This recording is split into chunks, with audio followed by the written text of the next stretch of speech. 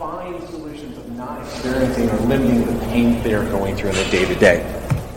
Now, a lot of time, this pain tends to be less head or back or abdominal or even chest, and more focuses on joint pain. It's pain that mainly focuses on any kind of limbs that move. And a lot of times you feel like a continuous malaise, continuous ache, continuous movement issues around tightness. A lot of these issues will show up in this kind of activity. Now, this is the kind of pain that most of us would be dreading for all of us that are on computers for as long as we are. Any kind of prolonged computer use, this is going to be focusing on those kind of joint issues, especially ones with shoulders, arms, and elbows. These are the ones that we are seeing most of us being played out here. And we've also seen that chronic pain that is generally felt usually correlates to users with less use with a mouse. We've actually seen that happen. So the higher the chronic use, the less chances they're going to be using a mouse for prolonged periods of time. Now that moves into this idea of we as a community are embracing this whole technology push, getting away from our traditional mouse, keyboard, screen interaction. This explosion, just checking it didn't happen. This explosion of technology that showed up, just pushing all these new kind of input-output hardware facilities, has opened up so many different opportunities for us to explore ways of doing interaction. And ones that could potentially be solutions for these people that are experiencing chronic pain. Now, one of the potential solutions that I thought we would try to explore is this idea of mid-air touchless gestures. Now, this has been mentioned numerous times throughout today and yesterday as potential ways that people can use gestures to interact with a lot of things in our general space. Our idea was to incorporate that same general idea, but into a way of doing interaction in a more personal sense. So, as was mentioned, the things about the touchless gestural interaction that we wanted to kind of build on, the strengths here that we wanted to pull from, is this allows users to rest their elbow, if you wish, and to define their interaction space, however large or small that they require at that given time.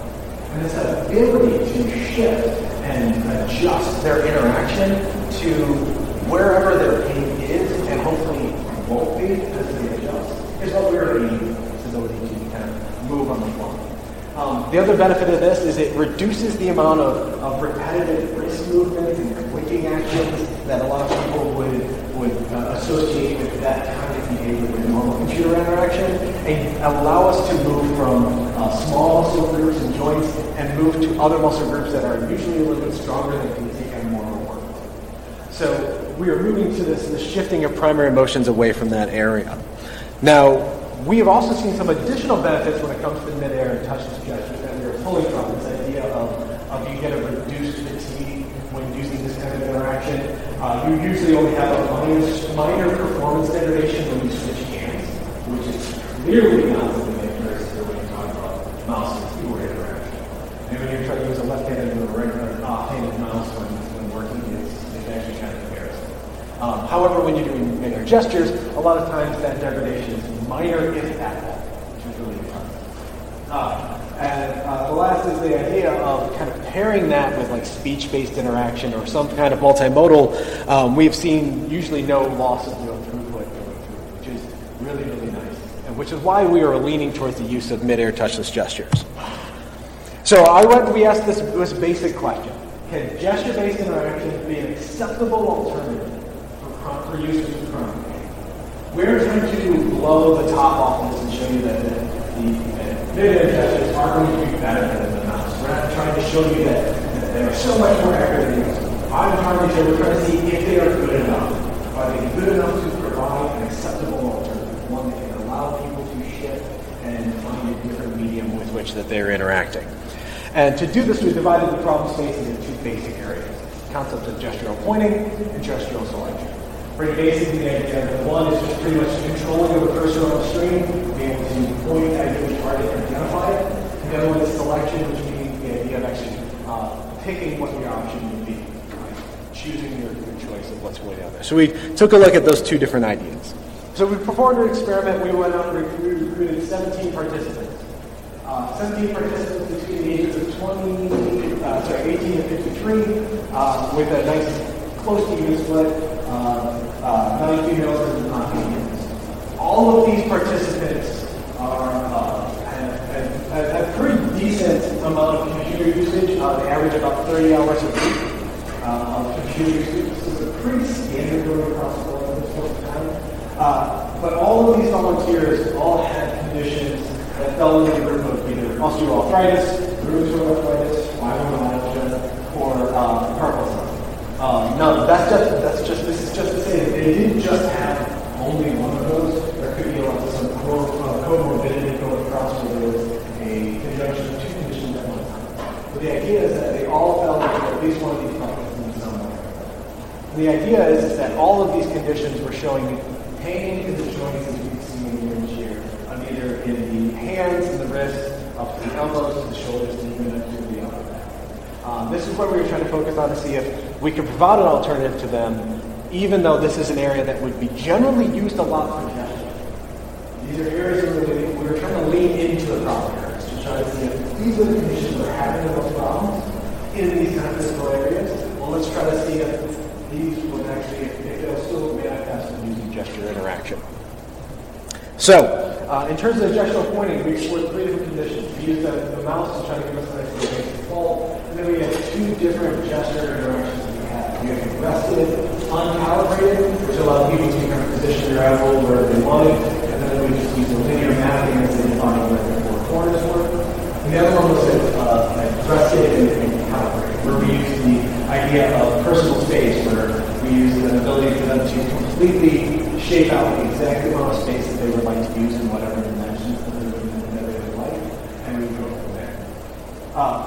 For this, the personal space has been shown to be very positive for most of their interactions in the long run. For gestural selection, we provided 3 different options that people could go with, and they can use a variation of each one, depending on their physical capabilities. The idea of these kind of 3 interactions were defined. We used this as the 4 usability principles defined by Nielsen back in 2004. We aimed for interactions that were easy to perform and remember, they were intuitive, they were metaphorically and iconically logical for the actual users themselves, and they were all also ergonomic for the people. We did also provide a baseline multimodal button to kind of give an option just to kind of focus on the interaction, see if we could actually provide something better than just a two-button multimodal. The task that we actually performed was your basic standard ISO 9241 bits interaction, where we did the ring of circles task and focus on throughput. This is an idea for gestural pointing. We gave them 3 basic target distance. We had close, a medium, and a large ring, and then we had 3 individual widths and bits. The idea is that we were trying to get the best of a gamut as we could understand just how active these kind of selections would be. And we got a pretty decent index of difficulty between 1.9 and 4.52 bits, which is really nice for the actual pointer. For the selection, we only went with 1 size. This was less about the actual going between the targets and much as just them actually choosing the one that they were going for. We chose the 700 pixels and the 96 width. These were all of our individual interactions. So for all of these, each of our subjects was asked to perform the given task using one of our gestural input methods going through.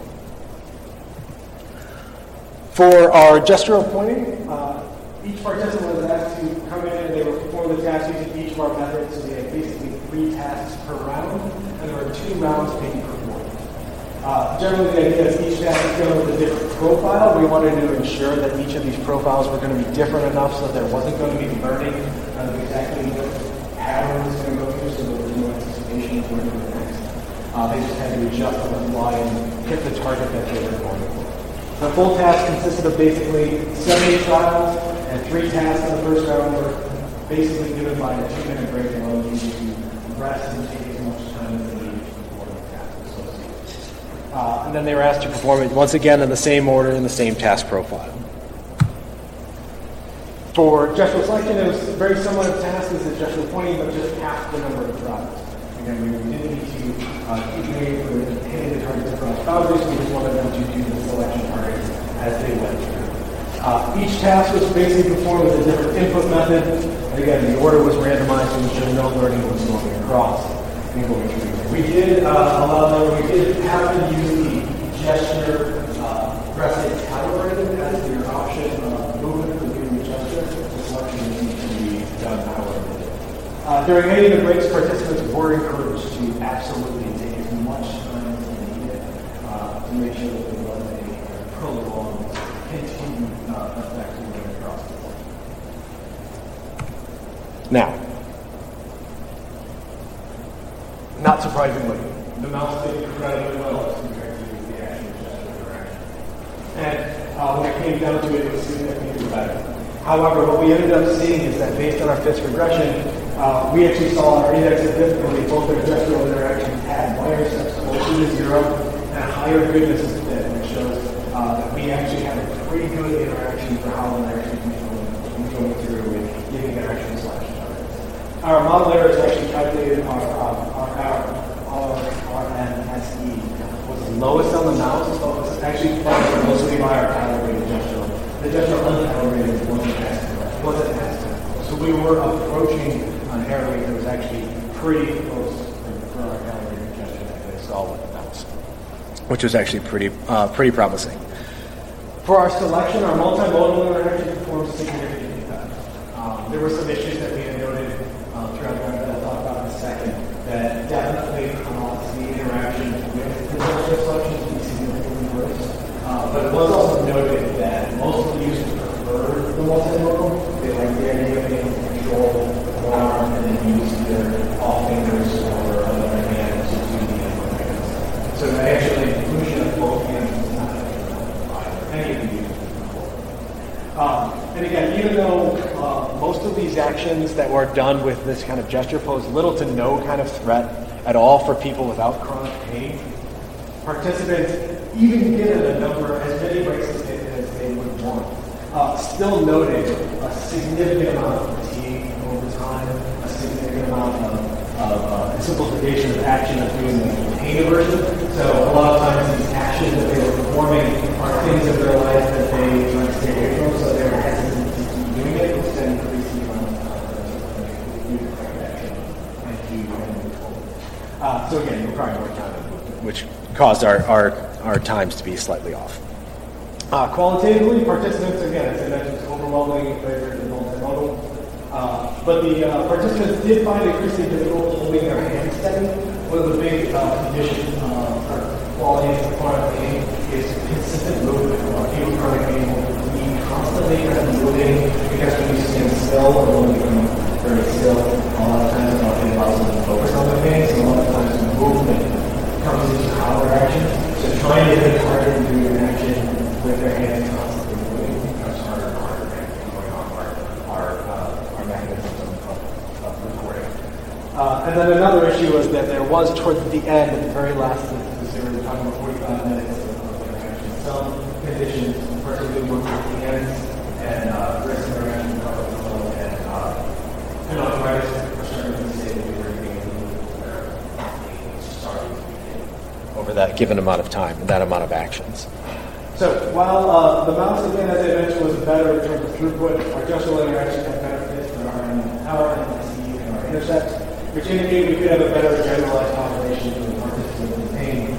And of our gestural options, personal space is definitely better in the long run over the other interactions which is something that for our users, they wanted to reposition their hands constantly to help them with their pain, so they were always moving their elbows, always moving their shoulders, always moving their arms.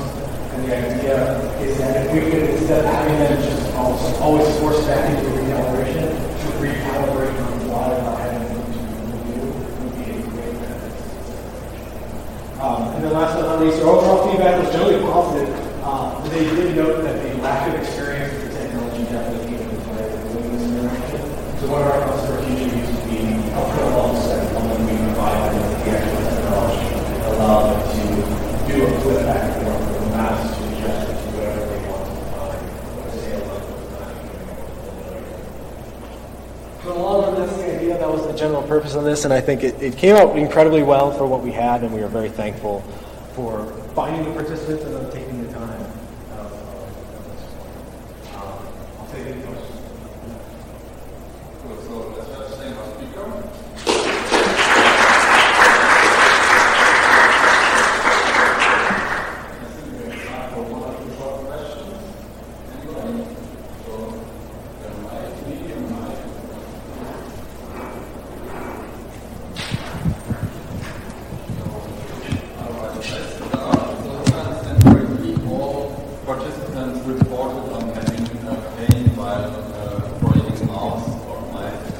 In their real lives, yes. Did they also organize this gestural interaction in general, or maybe gesturing? None at that time had any gestural interaction outside of, say, the cell phone usage. No mid-air touchless gestures. This just wasn't something that was ever on their radar of something that they would interact with. They've heard of it. They've seen it. They've never had actually used it. Complete, total naive. So it was likely. Any other questions? Then I take the second one. So you kind of indicated that they kind of had pain during this time. 2 or 3 people reported towards the end that there was starting to have some aches and pains in their hand as they were going through.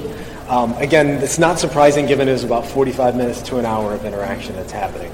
And it's just unfortunately that was going to happen. They did note that is longer than it would have taken them normally if they were just doing a base mouse for 45 minutes straight, which is possible. Exactly.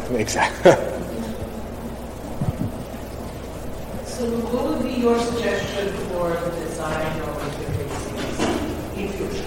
What would be a great way to design an interface for a person with something? So it's in my opinion that allowing personalization is absolutely the most important. The idea of being able to share. So watching a lot of the kind of the office situations that are happening now, with people going to sim desks and scanning desks, those are always involved, but we always know we always go back to the same relationship. So the idea of being able to switch and alter your hand, switching your position in terms of your shoulder orientation, elbow orientation, hand orientation, all of that is possible. And even just